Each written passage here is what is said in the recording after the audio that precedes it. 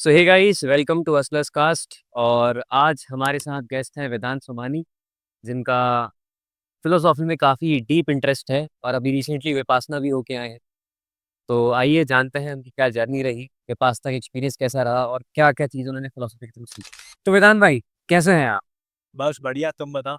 बस बढ़िया भाई। तो अपन विपासना पर तो आएंगे, लेकिन उससे पहले मैं जानना चाहूंगा कि जो फिलोसॉफिकल जर्नी होती है इंसान, स्पेशली आपकी, वो कैसे स्टार्ट हुई? जर्नी फिलोसॉफिकल जर्नी जो किसी की भी स्टार्ट होती है वो क्यूरियोसिटी से होती है। ठीक है। जब तुम क्वेश्चंस करने लग जाते हो, तुमको चीज़ें समझ में आती है। ठीक है। बड़े होते होते तुमको लगता है कि अच्छा ये क्यों है, क्या है पूरा ब्रह्मांड। ठीक है। तो 10th 12th की बात है, जब हम IIT जेईई की प्रिपरेशन कर रहे थे, तो तभी एक इंटरेस्ट जागा था फिलोसॉफी का। ठीक है। धीरे धीरे बहुत सारा, जब तुम कोई इंटरेस्ट अच्छे से बहुत उसमें गुरूर करके करते हो, तो तुमको उससे ऑटोमेटिकली रिसोर्सेज मिलने लग जाता है। बहुत सारा कंटेंट मैंने कंज्यूम करा अराउंड फिलोसॉफी। कंटेंट कहाँ से कंज्यूम किया? YouTube mainly. इस जनरेशन में तो अब यूट्यूब से किताबें पढ़ना, उस वक्त तो ऐसा लगता था कि ठीक है, कितनी सारी टेक्स्ट बुक्स ही पढ़ ली, अपनी पढ़ाई सिलेबस की नहीं हो पाया। हाँ सिलेबस की नहीं हो पा रही, बाकी किताबें कौन सी पढ़े। तो स्टार्टिंग स्टार्टिंग में मैं इतनी किताबें पढ़ता नहीं था।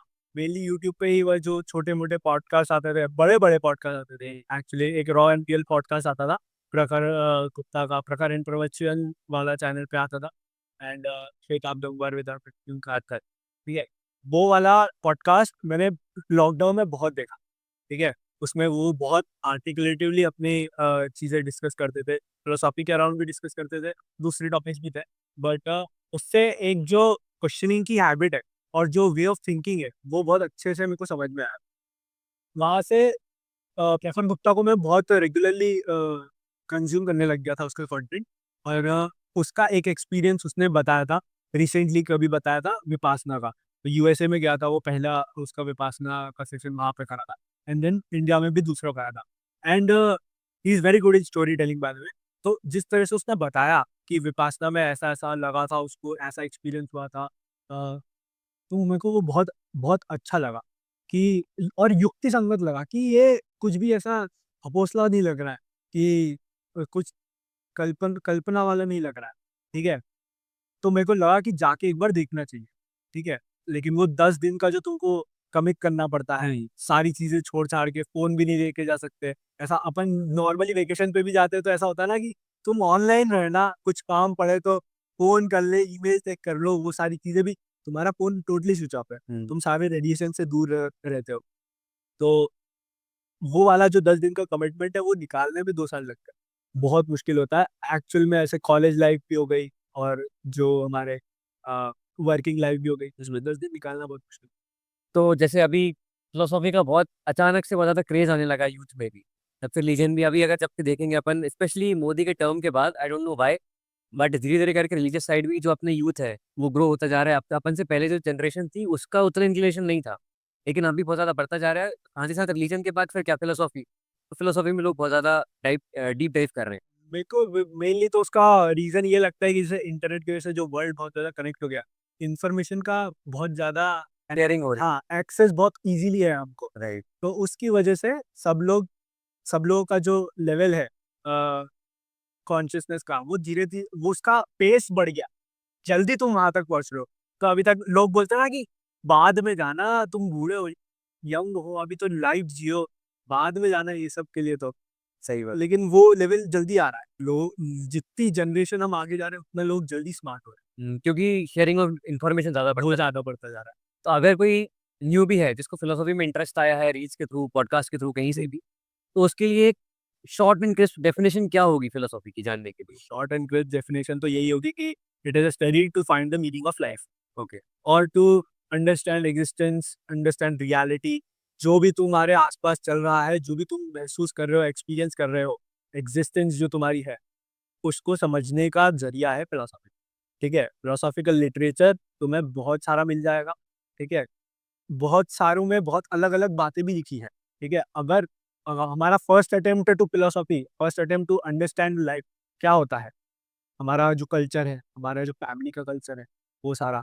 ठीक है। हम जिस घर घर में पले बड़े हैं, उनका मेन कल्चर क्या है। जैसे मैं हिंदू बढ़िया फैमिली में पला बड़ा। तो हमारे यहाँ तो यही है कि अच्छा अध्यात्म में इंटरेस्ट है तो गीता पढ़ो। मैंने गीता पढ़ी, बहुत सारी चीजें बहुत समझ में भी आई, बहुत सारी चीजें अच्छी लगी उसमें, लेकिन शायद मेरे पहले इंटरप्रिटेशन में इतना मैं समझ नहीं पाया हूँ, बट मुझे कुछ आंसर वहां पे नहीं मिले, तो मैंने और जगह ढूंढा। ठीक है, हमें कभी भी कंफ्यूज नहीं करना चाहिए, हमें और पर्सपेक्टिव्स की हमेशा बुक होनी चाहिए। ठीक है, क्योंकि कंफ्यूज कर लिया तो तुम फिर वही है कि एनलाइटनमेंट हो गया तुम्हारा, फिर जो सर्वज्ञ होता है वो ही कंफ्यूज कर सकता है। ठीक है, बाय डेफिनेशन जब तक तुम्हारे पास और जानकारी जानने के लिए बची है तब तक तुम कुछ कंफ्यूज नहीं कर सकते। You can not believe in anything. तुम प्रोबेबिलिटी में जी सकते हो कि ये पर्सपेक्टिव मेरे को ज्यादा अच्छा लग रहा, ये पर्सपेक्टिव क्लोज टू रियलिटी लग रहा है, ये ज्यादा प्रोबेबल लग रहा है, तो मैंने और फिलोसॉफीज एक्सप्लोर करी। तो मेनली वही है कि आप अगर लिटरेचर में डुबकी लगाओगे, उसमें फिलोसॉफी में बहुत सारा ज्ञान, ठीक है, लेकिन तुम कितना पढ़ सकते हो, कितना समझ सकते हो, वो तुम्हारा मेजर नहीं होगा इस पूरी जर्नी में प्रोग्रेस करने का। तुम्हारा मेजर वो होगा कि तुम कितना एम्बॉडी कर पाए। अभी रिसेंटली आईआईटी बाबा जो है बहुत ज़्यादा फेमस हो रहे हैं, और अधिकतर अपने पेरेंट्स भी जो है हमको मना करते हैं कि यार, मैंने भी अपने पेरेंट्स से बात करी कि वो आईआईटी बाबा बड़े इंटरेस्टिंग लग रहे हैं, बड़ी अच्छी चीज़ें बताते हैं। तो बोलते नहीं बेटा, अपन को साइड नहीं जाना, जितनी ज्ञान की बात है वो लो, आया रहता है लोग, मतलब अगर ये जो इकलौती औलाद है हमारी, हाँ, ये चलेगी तो क्या होगा। तो उनके पेरेंट्स का भी सेम अभी इंटरव्यू कर रहे हैं न्यूज़ वाले चैनल, तो उन्हें भी सेम चीज़ बोली कि यार मतलब जो हमारा इकलौता बेटा था, तो दिवसी बन गया, आईटी वगैरह करके सब करके चला गया वहाँ। तो एक तो पेरेंट्स का डर, एक दूसरा ऐसा ही बोला जाता है कि एक्सटेंशियल क्राइसिस जब लाइफ में आते हैं, एग्जिस्टेंशियल, तो उसको हैंडल करने के लिए इंसान फिलोसॉफी की साइड चला जाता है। तो उसके ऊपर क्या व्यू? एक्सिस्टेंशियल क्राइसिस तो आना अच्छा है मेरे ख्याल से, सबकी लाइफ में एक बार तो आना ही चाहिए, वो एक रियलिटी चेक हो जाता है। या सिंपल टर्म्स में डिफाइन करें तो क्या होता है एक्चुअली जब आता है वो crisis? To question, to question everything to the extremity, अच्छा। To question everything to the extremity, कि तुम हर चीज को एक फिल्टर से देखोगे, हर चीज को डाउट करोगे।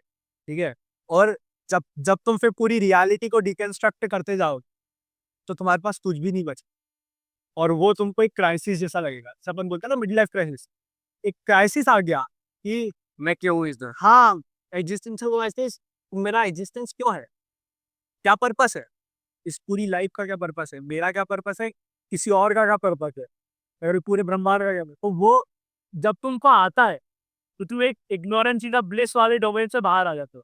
जैसे जैसे उसको नेग्लेक्ट करते जाओगे, वैसे वैसे जो तुम्हारा सही में पर्पस है वो तुम उसके करीब पहुंचते जाओगे।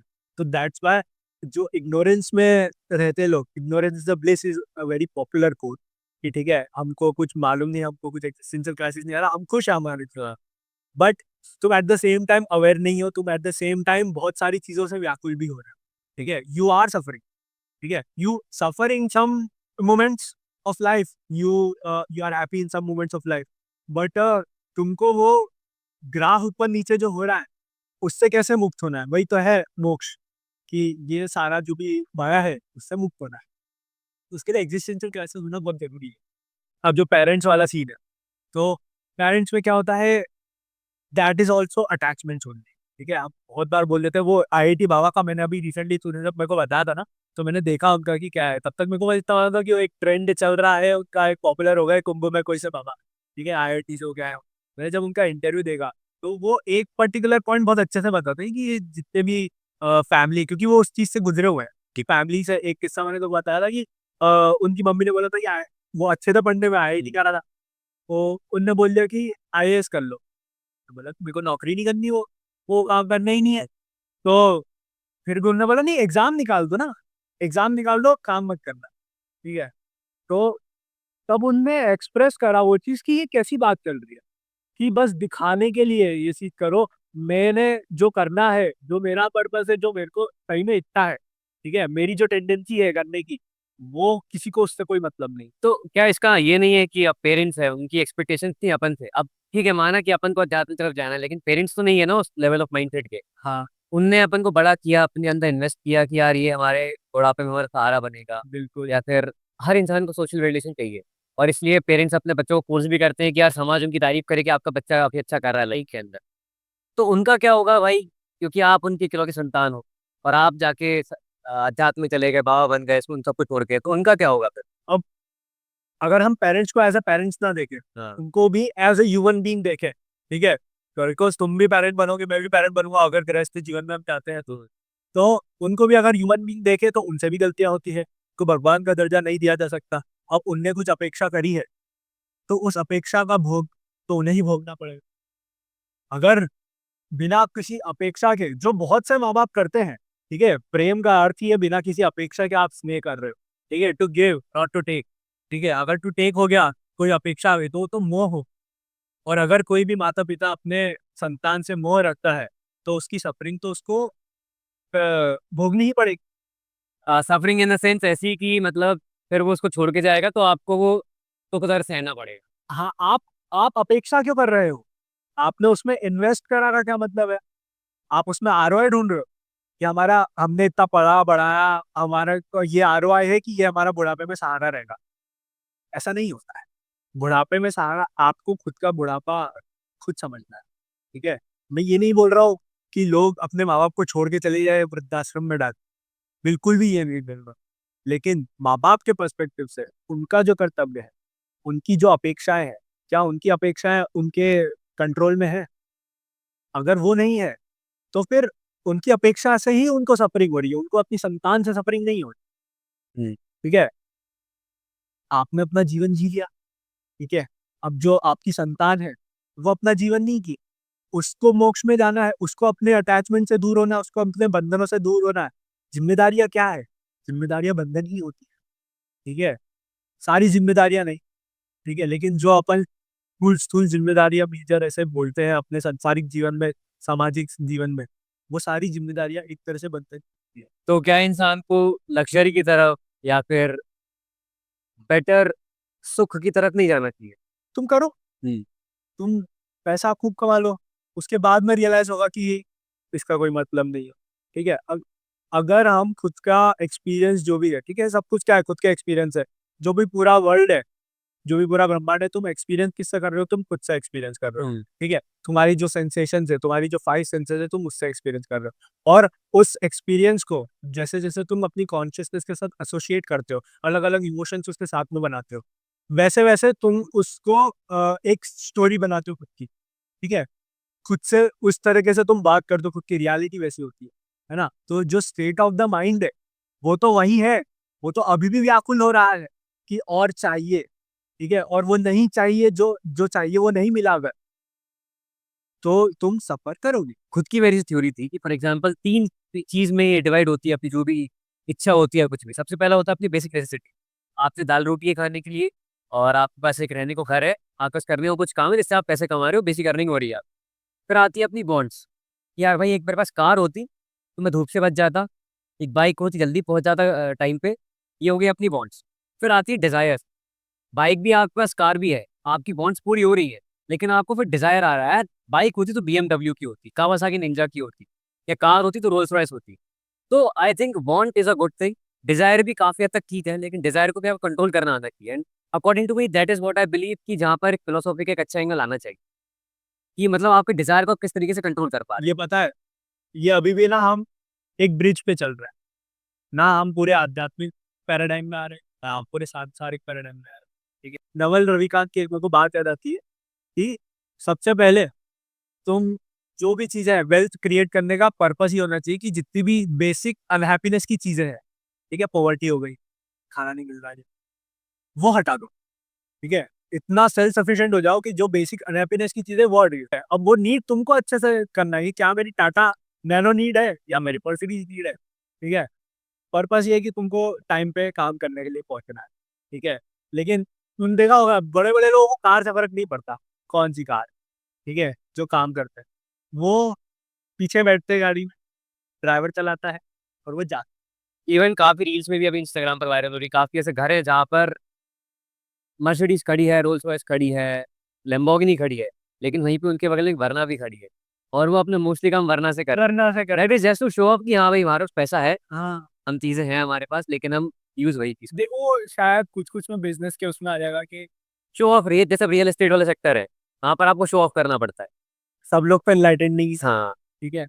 तो जिनको जो भाषा समझ में आती है हम्म। उनसे वो भाषा में बात करना पड़ता है। सही बात है। ठीक है, बात है तुम्हारा इंटेंशन क्या है किसी भी कार्य को करते हुए, जो तुम्हारी चित्त की स्थिति है, जो तुम्हारी चेतना का स्टेट ऑफ चेतना है, वो क्या है। अगर तुम्हारा इंटेंशन क्लियर है, अगर तुम उसमें कुछ भी अपेक्षा नहीं कर रहे हो कि मैं शो अप करूंगा, ये मैं उसमें कुछ से वैलिडेशन मिलेगा, ठीक है, वो एक विकार हो गया, डिपाइलेशन ऑफ योर नेचर हो गया। ठीक है, अगर वो नहीं है, तुमने रखी ही इसलिए क्योंकि मेरे को ये काम करना है और सामने वाला समझेगा नहीं जब तक मैं उसको ये दिखाऊंगा नहीं, पूरा पर्पस क्लियर है तुम्हारे माइंड, हम्म। करो। तो अधर्म सिर्फ वो होता है जो तुम्हारा चित्त मैला करे, जो बाकी की जितनी भी चीजें हैं, ठीक है, तुमको लोभ अंदर नहीं है, तुमने गाड़ी ले ली, बढ़िया है, गाड़ी बनाई है उनने बेचने के लिए, ठीक है, ले ली तुम, और यूज करनी है करो, वरना यूज करनी है वरना करो यूज, जो एफिशिएंट है करने के लिए वो यूज कर। ऐसा- बहुत से लोग जो है वो धर्म और रिलीजन को कम्युनिटी में डिवाइड कर देते हैं। But what I personally believe is कि धर्म इज नॉट अबाउट रिलीजन। धर्म इज अबाउट कि आपका कर्तव्य क्या है ना। कि मतलब जैसे फॉर एग्जाम्पल मेरा धर्म है, अगर मेरे को आती है, मेरी पब्लिक स्पीकिंग अच्छी है, कुछ भी अच्छा है, मेरे पास रीच है, मेरे पास टीम है, मेरा धर्म ये है कि मैं लोगों को कंटेंट के थ्रू जागृत करूं या उनकी हेल्प करूं, तो मेरा धर्म ही है। बट पता नहीं कैसे धर्म की एक्चुअल डेफिनेशन इन्हें रिलीजन में कन्वर्ट कर दी, अलग अलग कम्युनिटीज में ये डिवाइड। भारत का दुर्भाग्य है। भारत में पहले ऐसा नहीं होता था, जो धर्म का जिस तरह से इंटरप्रिटेशन होता था पहले के उसमें, वो होता था स्वभाव। अभी तो ये दुर्भाग्य है कि पर्यायवाची बना दिया संप्रदाय का, कि कोई सा ग्रुप है, कोई सा रिलीजन है, उसका पर्यायवाची वर्ड बना दिया है धर्म की। हिंदू धर्म, बौद्ध धर्म, जैन धर्म, जितने भी धर्म, क्या है ये। लेकिन धर्म का मतलब होता है स्वभाव, किसी चीज का नेचर, जो प्रकृति का नियम है। जैसे आग का धर्म है जलना और जलाना, बर्फ का धर्म है शीतल करना और करना कराना। तो अगर जो बर्फ शीतल नहीं करे, वो बर्फ बर्फ नहीं, आग जले नहीं तो आग आग नहीं, ये उसका धर्म है। ठीक है, तो वैसे ही जो हमारा धर्म है, जैसे जो विकार मैंने बोला, डिफाइलेशन ऑफ द नेचर, जो क्रोध आना, ठीक है, तो किसी को भी क्रोध आता है, तो क्रोध का धर्म है वो व्याकुल करता है, व्याकुल करना और कराना, दूसरों को भी व्याकुल करेगा। ठीक है, तो वो किसी संप्रदाय से रिलेटेड नहीं है। हिंदू का क्रोध भी क्रोध होगा, सेम होगा, मुस्लिम का क्रोध भी क्रोध होगा, सेम होगा। ठीक है, और उससे जो उसको हटा दिया अगर, ठीक है, तो जो शांति मिलेगी, तो वो शांति भी सेम होगी। ठीक है, तो वो जो धर्म है वो किसी संप्रदाय में डिफरेंट नहीं हो रहा। शांति का धर्म है कि तुमको अच्छा लगेगा उसमें, समता में रहो। ठीक है, तो एक एक और चीज इसमें आती है, रिलीजन जो है, फॉर एग्जाम्पल यहाँ पर अपन खड़े हैं, और यहाँ पर अध्यात्म है, या जो कि एक्सट्रीम रियलिटी ट्रुथ है, जो भी बोले आप। रिलीजन जो है, आई बिलीव इज कि इन दोनों के बीच का ब्रिज है, जो आपको हेल्प करता है कहीं ना कहीं एक आपकी करंट स्टेट से उस ट्रू स्टेट तक। रिलीजन एक सुपर स्टेट है, सुपर सेट। रिलीजन में बहुत सारी चीजें आती है। ठीक है, एक कल्चर आता है, सेट ऑफ रूल्स भी आते हैं। ठीक है, क्योंकि सब लोग उस बात पे शायद नहीं चल रहे, सबका पेस धीरे हो सकता है, ठीक है, सबका स्टेज धीरे हो सकता है। तो रिलीजन एक बहुत बड़ी सिस्टम दे देता है आपको, और उसमें एक छोटा पार्ट है फिलोसॉफी मेरे ख्याल से, या ओवरलैपिंग पार्ट है। अगर we consider it in a Venn diagram, वो ओवरलैपिंग पार्ट। तो रिलीजन अटेम्प्ट अच्छा कर देता है आपको, एक स्क्रिप्चर जो भी होते हैं अलग अलग वो अच्छे से प्रोवाइड करते हैं, लेकिन उसमें सुपरफिशियली इतनी सारी दूसरी चीजें आ जाती है कि आपको वो भटका भी सकती है। ठीक है, लेकिन अब वो जो भटकाने वाली जब मैं चीज बोल रहा हूँ, वो कभी कभी बहुत नेसेसरी होती है। ठीक है, जैसे रिलीजन में बहुत सारी चीजें नेसेसरी है, उसकी नीड नहीं है। मतलब in the path of enlightenment उसकी नीड नहीं है, लेकिन जो सिस्टम चलाना है पूरा, जो समाज चलाना है, उसमें उसकी बहुत बड़ी। भी व्हाट आई बिलीव इज कि शायद रिलीजन की जरूरत इसलिए पड़ी क्योंकि हर इंसान को प्योर कट पॉइंट समझ ही नहीं आते, स्ट्रेट टू द पॉइंट। उनको शायद एक स्टोरी टेलिंग चाहिए होती है कि वो उससे रिलेट करके, फॉर एग्जाम्पल जैसे अब गीता है, तो गीता के अगर आप डायरेक्ट स्ट्रेट पॉइंट्स बताते, शायद लोगों को समझ ही नहीं आता। वो ऐसा है, पता है, एक एक मैं तेको एनालॉजी देता हूँ, ये मैंने प्रकरण से सुनी थी, कि एक ग्राउंड है बहुत बड़ा, ठीक है, जिसमें तुमको एक्ट करना है, ये पूरा ब्रह्मांडिक ग्राउंड। ठीक है, रिलीजन जो है वो तुमको ग्राउंड ग्राउंड बहुत बड़ा है, और रिलीजन तुमको एक छोटा सा वो देता है, टेंट टेंट देता है। ठीक है, जो पूरा पूरा लाइट है इसमें, ठीक है, पूरा प्रकाशित है, तुमको मालूम है कहाँ पे कदम रखना है तुम, ठीक है, सारे सेट ऑफ रूल्स तुमको मालूम, ठीक है, लेकिन वो है, वो भी अपने में बहुत बड़ा है, लेकिन उसके बाहर बहुत बड़ा है, वहां पे पूरा अंधेरा है, वहां पे तुमको जाना ही नहीं है, ठीक है। जो अथीस्टिक होता है, अथीस्टिक भी नहीं बोलूंगा मैं, एटलीस्ट जो रिलीजन नहीं मान रहा है वो वाला पर्टिकुलर, उसके पास पूरा ग्राउंड है, लेकिन पूरा अंधेरे में, और उसके पास सिर्फ एक मशाल है खुद की रीजनिंग की, खुद की कॉन्शियसनेस की। वो एक एक कदम रखेगा, एक एक जगह जाएगा, और एक एक जगह खुद से देखेगा कि क्या ये मेरे को सही लग रहा है, क्या ये मेरे को युक्ति संगत लग रहा है, इसको मैं अपना प्रिंसिपल बना लूंगा, ठीक है। वहाँ और एक एक जगह को खुद से एनलाइटन करेगा। अब दोनों एनालॉजी में तुम जी सकते हो, ठीक है, तुम्हारे पास पूरा एनलाइटेंड है, लेकिन फिर उसके बाहर क्या चल रहा है वो तुमको नहीं मालूम। तुम कुआ बहुत बड़ा है, लेकिन फिर भी तुम कुएं के मेंढक, ठीक है। लेकिन और जो रिलीजन के बिना है, उसको स्ट्रगल बहुत करना पड़ेगा, क्योंकि उसके पास वो किसी भी चीज को मान नहीं रहा कि ये सेट ऑफ रूल्स है, ये मेरे पास एक एनलाइटेंड टेंट है जिसमें मेरे को मालूम है कि कहाँ कदम रखना है। उसके पास पूरी जगह है, लेकिन पूरी अंधेरे में, और उसके पास सिर्फ खुद की मशाल है, तो उसको सब दूर जाके खुद से देखना। अभी एक जैसा कि आई जाके टॉपिक पर, आईआईटी बाबा वाले टॉपिक पर, अभी अपन को एक, अभी रिसेंट टाइम्स में तीन चीज आ रही है। एक है आईआईटी बाबा, एक है ओशो, और एक है आचार्य प्रशांत। ठीक है, रिसेंटली आचार्य प्रशांत जो है उनकी पूरे टेंट लगा था कुंभ में, और उसको जला दिया गया, क्योंकि वहां पर उन्हें लिख रखा था, उन्हें बकायदा बोर्ड पर लिख रखा था कि कुंभ जो है वो अंधविश्वास का मेला है। अब ये तो भाई एक नॉर्मल सेंस होता है किसी इंसान में कि जहां पर आप अपनी टेंट लगा रहे हो या स्टॉल लगा रहे हो, वहां पर आप एटलीस्ट वो चीजें तो मत लिखो। प्रोवोकेटिव। एग्जैक्टली प्रोवोकेटिव है। वहां पे नागा साधु आए, उन्होंने पूरी आग लगा दी, सारी बुक सारी टेंट, इवन डीजे जो था उनको उसमें आग लगा दी स्पीकर में। तो जो ये तीन कॉन्सेप्ट है अलग अलग, आईआईटी बाबा, अपने आचार्य प्रशांत, और तीनों अपने में बहुत बड़े बड़े टॉपिक है, पता है। आईआईटी बाबा का मैं इतना बड़ा टॉपिक नहीं बोला, क्योंकि वो रिसेंटली ही देखा भी मैंने, उसके बाद मैं बहुत ज्यादा नहीं बोलने में मेरे पास के लिए, लेकिन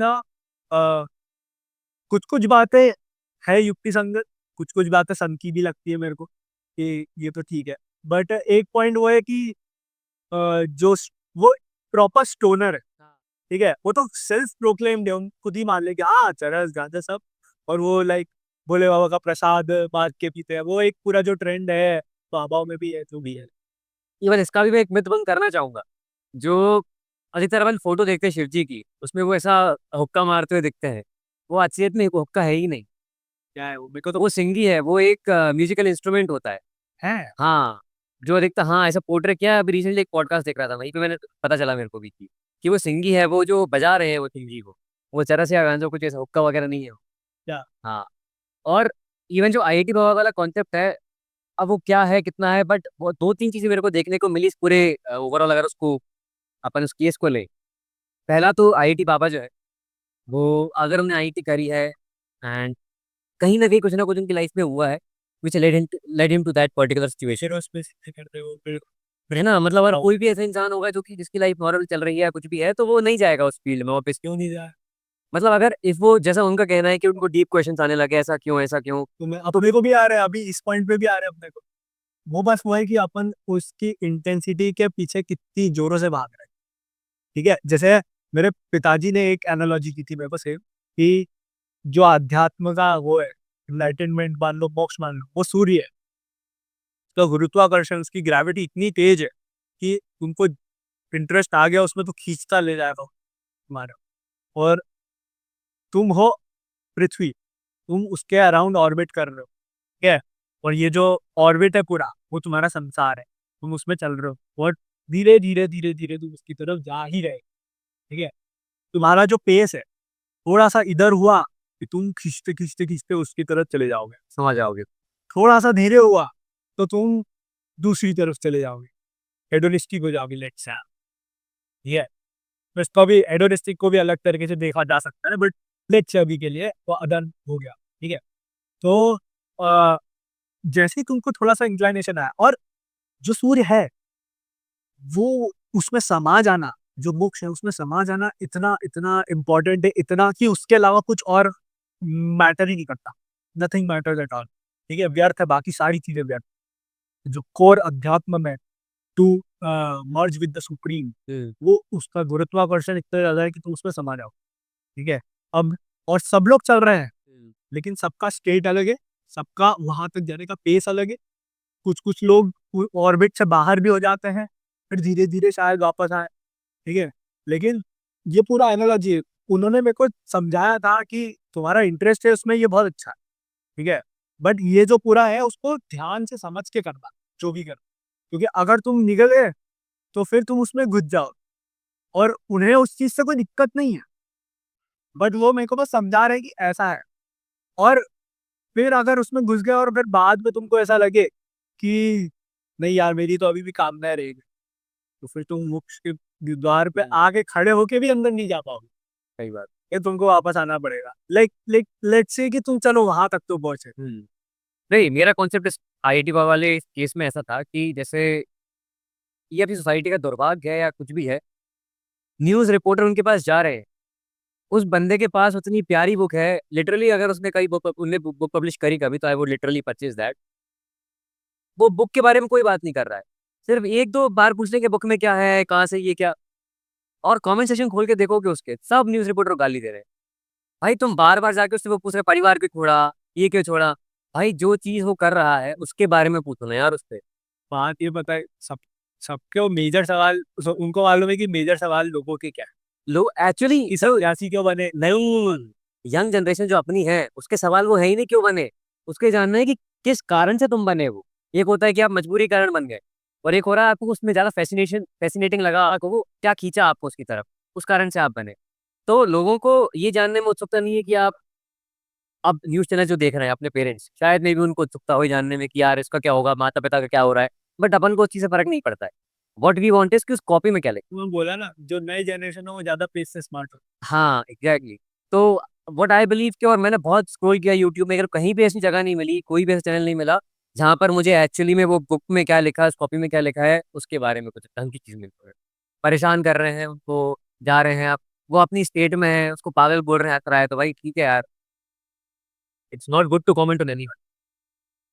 वो तो बहुत सारे लोग हैं, वो तरसी आंधी वो सब भी बोलते हैं, खैर बोलते कर भी रहा आदमी। हाँ बट ठीक है, वो उस तुम उस चीज को कैसे इंटरप्रेट करो, क्योंकि देख जैसे ये पूरा डोमेन है, अगर तुम सन्यासी तक बन गए ना और तुम्हारे कॉन्शियसनेस उस लेवल पर, तुम सब चीजों को अनबायस्डली देखोगे, पूरा ऑब्जेक्टिव व्यू, ठीक है। तुमको क्या अच्छा है क्या बुरा है उसमें भेद नहीं करना है, ठीक है, फिर आएगा ही नहीं करना उसमें, ठीक है। बुद्धिज्म में भी मेनली वही है कि हर चीज को समानता से ही देखोगे, ठीक है। तो जो अघोरी होते हैं वो भी, वो पता है मांस भी खा लेते हैं, हाँ और ऐसे मरा हुआ ऐसा किसी का भी मांस, हाँ।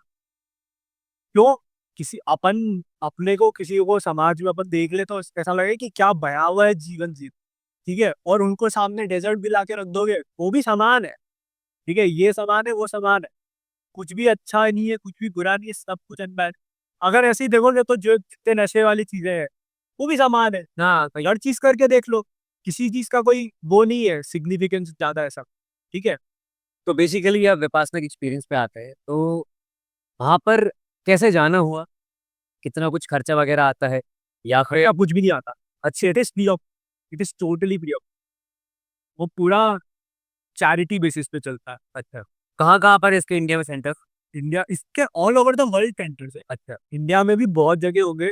इनफैक्ट अगर मैं एमपी में बोलूँ तो शायद 5 के तो मिनिमम हो गए, 7-8 हो गए। इंदौर में भी है, भोपाल में, ग्वालियर, चौबल, बहुत सारे। तो कुछ बुकिंग प्रोसेस होता है क्या इसका, ऑनलाइन ऑफलाइन एक कैसे। धम्मा.org पे जाओ, क्या। डायरेक्ट धम्मा.org, धम्बा। धम्मा, ओके। धम्मा, ठीक है, धर्म को शायद पाली में धम्मा बोल दिया जाता है, अच्छा। तो वो धम्मा हो गया, ठीक है। धम्मा.org पे जाओ, और जो भी आपको सेंटर बेस्ट लग रहा है अपना आपके टाइम, आसपास। हाँ टाइमिंग देख लो कि कौन से 10 दिन तुम फ्री निकाल सकते हो सही से, ठीक है। कोर्स का ड्यूरेशन देख लो कि कब, शायद 1.5-2 महीने पहले भी कुछ कुछ सेंटर्स में तुमको अप्लाई करना पड़ेगा, बहुत सारी वेटिंग होती है मे भी, तो वो देख लो। और नॉर्मल एप्लीकेशन होती है बहुत, कुछ भी नहीं ज्यादा, कुछ भी नहीं पूछते, नॉर्मली ये पूछेंगे कि तुमको कोई फिजिकल या मेंटल डिसऑर्डर तो नहीं है, हाँ। ठीक है। और बाकी बेसिक इन्फॉर्मेशन डालो अपनी, ठीक है, आधार कार्ड का शायद से, अगर कोई सेंटर, सेंटर टू सेंटर थोड़ी सी एप्लीकेशन बदलती है, बट ऐसा कुछ भी मेजर नहीं तो पूछता। कुछ बुकिंग टाइम होता है क्या, मतलब इतने टाइम बाद ही आप आ सकते हो, इतने वेटिंग में है। आप 6 महीने में एक बार आ सकते नहीं, कोई वेटिंग लिस्ट रहता है क्या कि मतलब मैंने आज अप्लाई किया मैं कल जा सकता हूँ। नहीं ऐसा नहीं होगा। उसका कोर्स का जैसे टाइम है, जैसे मैं गया था 5 से 15 जनवरी गया था मैं, हाँ। ठीक है। तो मैंने बुक करा था नवंबर के अराउंड। अच्छा, स्लॉट्स रहते हैं स्लॉट्स रहेगा। 10-10 दिन के। हाँ, 10-10 दिन का होगा। शायद किसी किसी सेंटर में महीने में 2 बार हो जाए, किसी में एक ही बार हो, अच्छा। किसी में 2 महीने में एक बार हो रहा। मे बी वो सेंटर टू सेंटर थोड़ा डिपेंड करे, बट थोड़ा सा पहले तुमको करके रखना पड़ेगा, क्योंकि अगर वो फिल हो जाते हैं उसके बाद में फिर तुमको वो वाली डेट पे नहीं मिलेगा। तो वो ऐसे तुम्हारा पूरा छानबीन नहीं करे कि बताओ मोबाइल कहीं रखा हुआ तो नहीं है। वो तुमको दे देंगे, इसमें आप अपने सारे डिस्ट्रैक्शन जितने भी है तुम्हारे वो सब रख दो, ठीक है, गैजेट्स वगैरह है वो सब रख दो, और तुमको 10वें दिन वो वापस से मिल जाए। अच्छा, और बाय चांस अगर कोई मिसहैपनिंग हो गया आपके परिवार में, किसी की डेथ हो गई, तो क्या वो आपको इन्फॉर्म करते हैं कि ऐसा कुछ हो गया है, या फिर वो नहीं करते? वो इमरजेंसी के लिए नंबर तो लेते हैं, जो फॉर्म तुम भरते हो उसी में लेते हैं, ठीक है। तो अगर कुछ होता है इमरजेंसी तो तुम्हारी फैमिली उनको कांटेक्ट कर सकते तो हो। फिर वो आपको बताते हैं कि नहीं बताते? अब वो मेरे को तो नहीं बताया क्योंकि कुछ हुई नहीं, तो मोस्ट प्रोबेबली शायद बताते ही होंगे। इतना कोई वो हार्डकोर नहीं है कि हो भी सकता है किसी सेंटर में वो आई डू, बट अगर कोई लिटरल इमरजेंसी है तो उसके लिए उनने सिस्टम तो बना रखा है, ठीक है, कि आप फोन कर सकते हो आपकी फैमिली उस फोन पे और उनसे कनेक्ट करवा सकते हैं। अगर और अगर कोई इंसान बीच में छोड़ना चाहे, इसको छोड़ सकता है कभी? छोड़ के तुम जा सकते हो, हम्म। तुम्हारी वैल्यूएबल्स उनके पास रहती है, वो शायद तुम बात करो तो वो दे भी देंगे, बट वो तुमको कन्विंस करेंगे कि तुम 10 दिन पूरे रहो।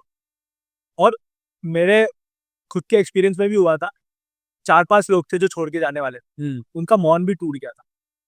मौन व्रत भी रहता है वो? मौन रहता है वहाँ पे, आर्य मौन रहता है, तुम संकेतों में भी किसी से बात नहीं कर सकते। अच्छा, मतलब अपने आप में ही रहना है बस? हाँ, पूरे अपने आप में रहना है, और जितना हो सके तुमको किसी की तरफ देखना भी नहीं, नीचे देख के चलो। अच्छा। मतलब वो इसका ये मतलब नहीं कि तुम देखो नहीं किसी को आग उठा। हाँ, मतलब बेसिकली आप सबसे अलग हो रहे हाँ, तुम साधक हो, तुमको कोई और थॉट्स नहीं चाहिए अपने उस पे, तो जितना हो सके डिटैच होना चाह रहे हो, राइट। तो वो अपनी साधना में लीन होना चाह रहे हो, जितना तुम किसी से बात भी कर लोगे तो उस वो थॉट आएंगे तुम्हारे हो। दिमाग में, ठीक है, उसकी कुछ बात आएगी तो तुम डिस्ट्रैक्ट हो गए फिर बात से, राइट। और दूसरा एक उसमें शील भी होता है कि तुमको झूठ नहीं बोलना। तो लास्ट डे जब अपन वहां से निकलते हैं तो कुछ ऐसा गेट टुगेदर टाइप का कुछ होता है, या फिर सब अपने अपने? लास्ट डे 10वां दिन मैत्री दिवस बोलते हैं उसको। सर। तो 10वें दिन क्या होता है, तुमको सुबह 10 बजे वो तुम्हारी वैल्यूएबल्स दे देंगे। मॉर्न टूट जाता है सुबह 10 बजे, और साढ़े 9 दिन का होता है फिर, मतलब बेसिकली मॉर्न। और 10वें दिन पे 10 बजे के बाद में तुम बात कर सकते हो लोगों से। और जो साधना का मेन मेन टाइम अधिष्ठान के टाइम होते हैं, अधिष्ठान मतलब एक घंटे का साधना का एक पीरियड होता है, हम्म। ठीक है। तो वो वही रहते हैं, बट स्टिल तुम बात कर सकते हो 10वें दिन। और फिर सुबह 11वें दिन सुबह 6-7 बजे तुम्हारी छुट्टी हो जाती है। हाँ, अब तुमको जहाँ जाना है तुम जा सकते हम्म। हो। तो मैं ये तो नहीं पूछूंगा कि उस कोर्स में क्या सिखाया, मैं लोग से ये बोलूंगा कि खुद जाकर एक्सपीरियंस करो। बिल्कुल खुद जाके एक्सपीरियंस करो, क्योंकि तुम एक्चुअल में देखोगे भी ना, बहुत सारे लोगों के अलग अलग एक्सपीरियंस, किसी को अच्छा लगा, किसी को बुरा लगा, किसी को कुछ फील हुआ, किसी को कुछ फील हुआ। लिटरल बहुत अलग अलग एक्सपीरियंस है। तो अगर मैं बेसिकली आपको खुद को जानना है, आप क्या हो, आपका पर्पस क्या है लाइफ में, तो आपको जानना चाहिए। बिल्कुल जाना चाहिए। तो मैं बस एक चीज पूछना चाहूंगा कि वहां पर एक अगर शॉर्ट में एक्सपीरियंस या कोई एक लेसन जो वहां जाकर आपने सीखा हो, तो वो क्या होगा? वहां जाके वो पूरा प्रोसेस समझ में आता है कि तुम्हारी जो कॉन्शियसनेस का पूरा प्रोसेस है, कि किसी सेंसेशन को तुम किसी फील करते हो, कोई स्टिमुलस को कैसे फील कर रहे हो, ठीक है, और उसको किसी भी इमोशन के साथ तुम कैसे एसोसिएट कर रहे हो, ठीक है, वो पूरा प्रोसेस समझ में आ जाता है। वो किसी भी संप्रदाय से रिलेटेड नहीं है, ठीक है। जो कॉन्शियसनेस है वो सामूहिक है, सामाजिक, सबकी होती है। और उस जो पूरा बिहेवियर पैटर्न है, प्रोसेस है, वो सबका होता एक जैसा ही है, ठीक है, अलग अलग होता है, बट वो जो एसोसिएशन करने का प्रोसेस है सबका एक जैसा होता है। कि तुम्हारे कुछ सिमिलर मिला, तुमने सेंस करा, और तुम उसके बारे में कुछ सोच रहे हो, और तुमको अच्छा लगा तो अच्छे के साथ एसोसिएट कर लिया, बुरा लगा तो बुरे के साथ एसोसिएट कर लिया, अच्छा लगा तो और चाहिए और चाहिए, बुरा लगा तो ये नहीं चाहिए ये नहीं चाहिए। वो जो प्रोसेस है, वो जो स्वभाव है, वो अनुभव से कैसे पलटे, वो वहां पे सिखाते हैं कि तुम खुद की बॉडी के अंदर एक्सपीरियंस से उसको कैसे पलट सकते हो। That is the business. Vedant भाई, वो देखते से याद है कि जब मैं फर्स्ट ईयर में था, आप तो बहुत इंक्लाइंड थे आध्यात्मिक तरफ, लेकिन मेरा उतना नहीं था। अपनी काफी बहस भी होती थी क्या है ये, साइकोलॉजी बड़ी है, फिलोसॉफी, मैं साइकोलॉजी में काफी डेप्थ नॉलेज था। लेकिन फिर धीरे धीरे जब मेरे को रियलाइज हुआ, मैंने भी क्वालिटी वैल्यू करना चालू किया, फिर मेरे को रियलाइज हुआ कि ठीक है, मतलब आपको संत महात्मा नहीं बनना, इट्स गुड, आपकी मर्जी है, लेकिन at least you should have the basic knowledge about what अध्यात्म is, what is your purpose of life.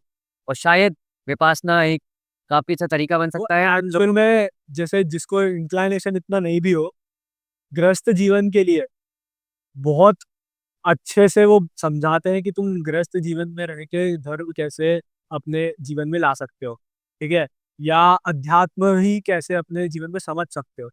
तो जो एस एन गोयनका जी है, I have not listened more intelligent voice than him in the terms of धर्म, ठीक है। मैंने बहुत सारे लेक्चर्स दूसरों के भी सुने, मैंने जितू कृष्णमूर्ति भी सुना है, मैंने ओशो भी सुना है, मैंने बहुत सारे फिलोसोफर्स पढ़ लिया, बट एस एन गोयनका जितनी सरल भाषा में आपको वो चीज समझाएंगे, और वो खुद भी गृहस्थ है, ठीक है, वो खुद गृहस्थ है, और वो बहुत टाइम से धर्म के मार्ग पे भी चल रहे, बढ़िया फैमिली से, वो बिजनेस भी कर लिया उनने, ठीक है।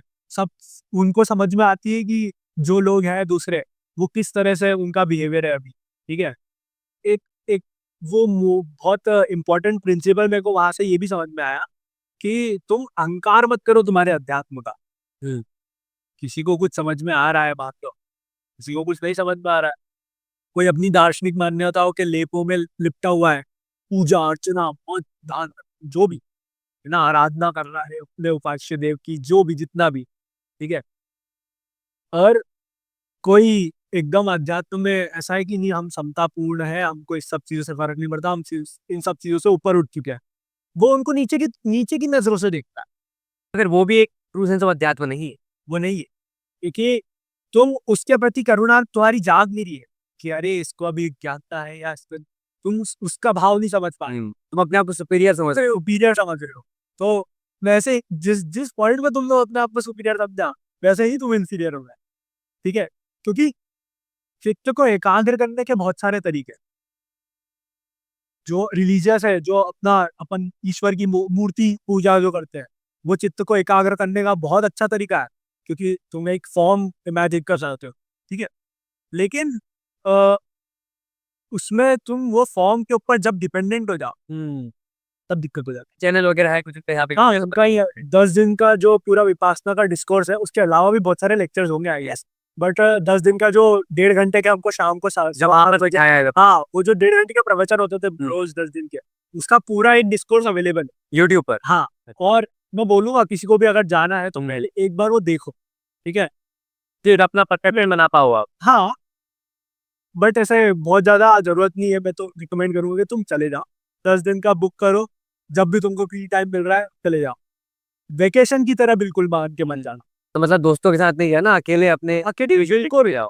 वहां पे एक क्वेश्चन पर्टिकुलर वो भी पूछते ही है वो फॉर्म में कि क्या कोई और जो तुम्हारी जान पहचान का है वो आ रहा है क्या, लेकिन वो नहीं करना है यार, क्योंकि वो मेन पूरा पर्पस ही फेल कर देगा। सही बात। तुम खुद की जर्नी में जा रहे हो, खुद को खोजने जा रहे हो, किसी और के साथ गप्पे लड़ाने थोड़ी जा रहे हो, तो वो बिल्कुल नहीं करना है। और वहाँ पे सारा काम तुमको खुद ही करना पड़ता है, ठीक है। कोई सर्विस नहीं होती वहाँ पे, रूम मिलेगा, रूम की सफाई खुद करनी है, एक सेट ऑफ बर्तन मिल जाते हैं जिसमें तुमको वही खाना खाना है, उसी थाली को धोना है, उसी थाली में अगले दिन वापस खाना, ठीक है। तो कपड़े धोना, आप काम अपना खुद सब करना। काम अपने खुद से करना है तुमको। एक क्वेश्चन जो कमेंट सेक्शन में जरूर आएगा, मैं पूछना चाहूंगा कि जेंडर रेशियो जो है वो क्या है। क्या पहले पड़ रहा है, ये उनको पड़ेगा, वही तो नहीं पढ़ना चाहिए। मतलब पता नहीं ऐसा रेशियो तो मैंने तो गिने भी नहीं, बट ऑलमोस्ट सेम ही थे मेरे। कब दोनों जेंडर्स इक्वली इंक्लाइंड है उसकी तरफ, ऐसा नहीं है कि एक पर्टिकुलर जेंडर जो है। कुछ भी नहीं है, वो है पुरुषों का निवास स्थान अलग होता है, महिलाओं का निवास स्थान बिल्कुल अलग होता है।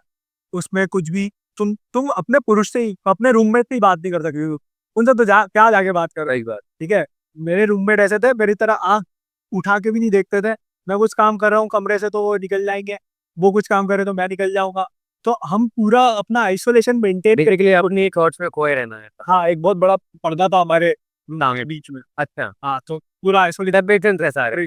दो रूम में हम, एक रूम में हम दो लोग रह रहे थे, फिर भी पूरा आइसोलेटेड ही रह रहे थे। तो तुम्हारा वो पर्पस फेल हो जाएगा किसी और को साथ में लेकर। तो दान वगैरह कुछ भी रहता है क्या वहाँ पे कि दान करना है आपको। दान का रहता है, जिसे मैंने पहले ही बताया, वो पूरा फ्री ऑफ कॉस्ट है, ठीक है। तुमको कुछ ऐसे उसके सोच के नहीं जाना है, बट 10वें दिन वो तुमको अपॉर्चुनिटी देते हैं जब मैंने बताया जब वैल्यूएबल्स वापस दे दे, तो साइड में एक सेंटर रहता है जहाँ पे तुम दान कर सकते हो। सामने दान पात्र भी है, ये तो कर सकते हो, अच्छा, बिना दे भी निकल सकते हो। बिल्कुल।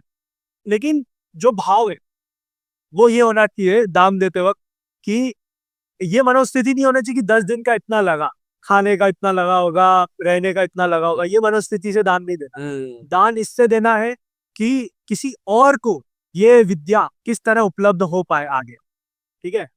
और तुमको भी किसी और के दान पर ही विद्या उपलब्ध होती है, ठीक है।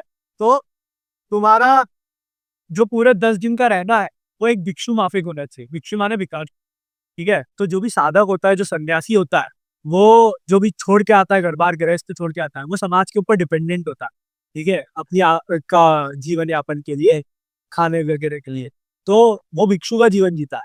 तो वैसे ही तुमको वहां पे 10 दिन भिक्षु का जीवन जीना है, ठीक है। तो क्योंकि तुम फ्री ऑफ कॉस्ट रह रहे हो, तुम कुछ खर्चा तो नहीं दे रहे हो, ठीक है। और तुमने आखिरी में ज्यादा वो कुछ कर दिया, दे दिया, तो वो फिर वही हो जाएगा, तो कि बिजनेस हो गया, हाँ, ठीक है। वो नहीं है, तुमको भिक्षु के माफिक रहना है।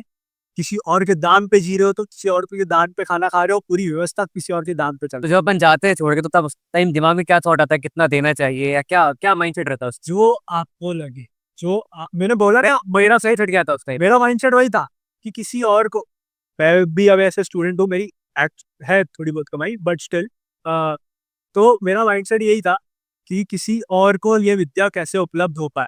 अगर तुमको लाभ हो रहा है उस चीज से, तो तुमको उसकी वैल्यू पता है, सही बात। ठीक है। तो किसी और को ये विद्या किस तरह से उपलब्ध हो पाए, मुझे अंदर से ही आती है कि यार, बिल्कुल अंदर से आती है वो। और वहाँ पे किताबें भी रहती है, तो वो भी खरीद सकते हो। तो वो लो, और फिर बाकी जितना भी है। अच्छा, बुक्स देखिए भी आप कंट्रीब्यूट कर सकते हो। नहीं, एक्चुअली मतलब वो तो खरीदने का ही हो गया, वो अलग चीज हो गया, बट एक तरीके से प्रॉफिट जनरेट करके आप वो भी तो एक तरीके से कंट्रीब्यूट ही कर रहे हो। बुक खरीद लिया। दान के 2-3 और तरीके के है कि तुम सेवा भाव से भी दान दे सकते हो। वहाँ पे एक धम्म सेवक होता है, ठीक है, हमारे लिए भी एक धम्म सेवक थे जिन्होंने जेल में भी सेवा दी थी। हाँ, तो वो जो धम्म सेवक थे, वो पूरा अनुशासन जो है लोगों का, साधकों का, वो पूरा मेंटेन कर रहे थे। और उन्होंने उसके लिए कोई भी अलग से फीस नहीं दी, ठीक है। वो अपनी सेवा दे रहे हैं, ठीक है। जो वहाँ पे खाना बना रहे, वो अपनी सेवा दे रहे हैं, ठीक है। मतलब आप वहाँ पे और रह के अगले बैच के लिए आप वहाँ पे सेवा दे सकते हाँ, किसी को भी ये विद्या किस तरह से बेटर रूप में उपलब्ध हो पाए, तुम्हारा मनोस्थिति दान के वक्त ही होना चाहिए, ठीक है। और वो तुम अपने कर्म से दान दो, वो तुम अपने फाइनेंशियली, मॉनेटरीली दान दो, वो तुम्हारे ऊपर हो। है। वेदांत भाई, विपासना से या फिलोसॉफी जो भी है, आज तक क्या आपके एक्सपीरियंस है, ऐसे 5 क्या पॉइंट्स होंगे, एकदम short points, straight to the point, crisp, जो आप ऑडियंस को बताना चाहेंगे, जिसपे उनका शायद थोड़ा सा इंक्लिनेशन जाए आध्यात्मिक तरफ, या फिर थोड़ा एनलाइटनमेंट हो जाए। 5 पॉइंट। भाई, first and the foremost, unbiased. किसी भी चीज के लिए तुमको अपना बायस नहीं बनाना, ठीक है। हर चीज को ऑब्जेक्टिवली देखो, जो भी पर्सपेक्टिव है। तुम्हारी मान्यताएं हो गई, क्यों भी हो गए, घर वाले हो गए, घर वाले कुछ बोल रहे हैं, स्क्रिप्चर्स कुछ बोल रहे हैं, तुम्हारे दोस्त कुछ बोल रहे हैं, मैं कुछ बोल रहा हूँ, तुम कुछ बोल रहे हो, ऑनलाइन कुछ भी, तुम देखो, अनबायस्ड रहो। दूसरा, अनुभव से सीखो, ठीक है। जो मेरे को सबसे ज्यादा यहाँ पे विपासना के एक्सपीरियंस पे भी समझ में आया, खुद के अनुभव से सीखो। जो भी सीख रहे हो, कुछ भी काल्पनिक नहीं करना। जैसे ही कुछ भी काल्पनिक पे जाओगे कि तुमने खुद से अनुभव नहीं किया, तुम मान रहे हो तुमने जाना नहीं है, वैसे ही तुम सत्य से दूर होते जा रहे हो। तुमको प्रत्यक्ष दर्शन नहीं हो रहा कि तुम सही में तुमने खुद के सेंसेस से उसको समझा है। तीसरा, अगर मैं विपासना को लेके बोलूंगा, उसको वेकेशन मान के बिल्कुल मत जाना, ठीक है। कि हाँ, 10 दिन सारे अपने काम धंधों से दूर होके जाएंगे, आराम करेंगे, मेडिटेट ही तो करना है। मेडिटेट करना बहुत डिफिकल्ट होता है, ठीक है। तुमको मानसिक श्रम तो बहुत ज्यादा करना ही है, तुमको फिजिकली भी वो इतना कष्टदायी लगेगा, बहुत सारों को तो लगेगा, ठीक है। तो उसको बिल्कुल वेकेशन मान के मत जाना, तुम लिटरल तपस्या करने जा रहे हो वहां पे, ठीक है। चौथा, भक्ति में सेवा से श्रेष्ठ भाव है समर्पण, और आराधना से श्रेष्ठ भाव है अनुसरण, ठीक है। सेवा मतलब जो अपन नॉर्मल पूजा अर्चना करते हो उसको सेवा बोल लो, या आराधना भी बोल लो। उससे श्रेष्ठ भाव है समर्पण, to surrender to the supreme, ठीक है। तुम्हारा कोई समर्पण नहीं है और तुम सेवा कर जा रहे हो, कोई मतलब नहीं। आराधना से श्रेष्ठ भाव है अनुसरण। अगर तुम जो भी उपास्य देव की, अपने गुरु की, जिसकी भी आराधना कर रहे हो, तुम उसका अनुसरण ही नहीं कर पा रहे, तुम उसके गुण अपने में नहीं ला पा रहे, क्या मतलब? तो कितनी आराधना कर लो कोई फर्क नहीं पड़ेगा, फॉर एग्जाम्पल विष्णु शांताकारम भुजंगशयनम, शांति है उसके चेहरे पे, लेकिन तुम अपने विष्णु की पूजा कर रहे हो, शांति नहीं तुम्हारे। राम की पूजा कर रहे हो, रोज राम राम बोल रहे हो, मर्यादा में नहीं रह रहे हो, तो क्या मर्यादा पुरुषोत्तम की पूजा कर रहे हो तुम? तो वो पांचवा, acceptance is the only intricacy of life, everything else is simple after math. Your most profound realization means nothing if you don't accept them. तुमको इतनी सारी चीजें समझ में आ जाएगी चिंतन मनन करते पढ़ते हुए, लिटरेचर में इधर उधर के ज्ञान में बहुत सारी चीजें होंगी, जब तक तुम उसको एक्सेप्ट नहीं करोगे तब तक तुम तुम्हारी गाड़ी इतनी ही आगे नहीं बढ़ती। ठीक है, तुमको दिख रहा है अच्छा हाँ ये है ऐसा है, you are not accepting your realization, तब तक तुम कुछ नहीं कर सकते। कितनी प्रोफाउंड तुम्हारी रियलाइजेशन हो, वो बहुत अथाह एकदम चमत्कारिक ज्ञान मिल गया तुमको, उतारा ही नहीं तो क्या मतलब। एक और चीज में जो मैं अपने उसमें रखता हूँ, जो मैं अपनी जिंदगी में बहुत ज्यादा अप्लाई करता हूँ, मशरूफ हम अपने जीवन में तब भी होंगे, तुम आओ तो चार चांद लग जाए। क्या बात।